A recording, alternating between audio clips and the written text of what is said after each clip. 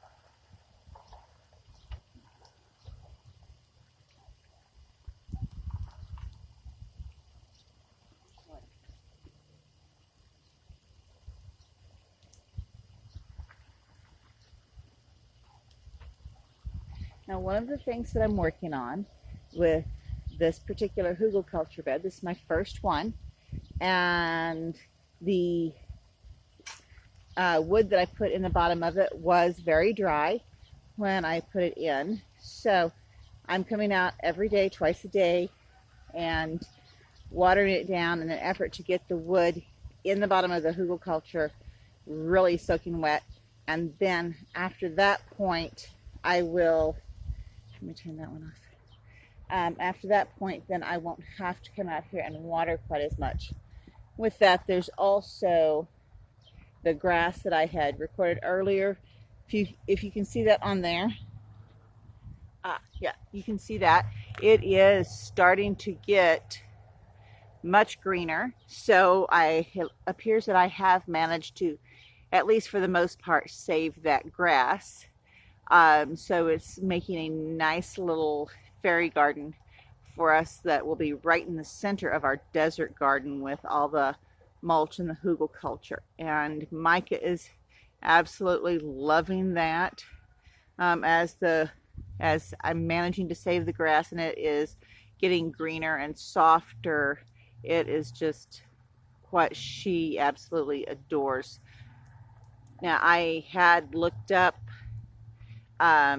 drought resistant desert hardy plants, and I was surprised that this type of grass was listed. It was actually at the top of the list when I looked them up.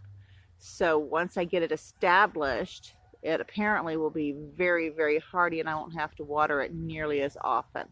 So just like with the hugelkultur bed, getting the initial watering in and getting it established to start with is the primary thing, and then after that it will not take nearly as much water.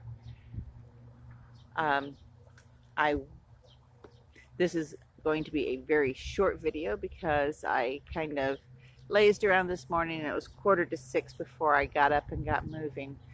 So I missed our sunrise and got out here just a little bit late. But I will say that I am still feeling exceedingly blessed that my neighbor came over and did all the raking that he did yesterday while I was at work and had that ready for me. The goats have a full hay feeder, and I just had a much easier start to this morning. Now the goats have been fed and watered. I'm not going to water the baby olive trees until this evening. Because I checked them last night and the soil was still plenty damp around them.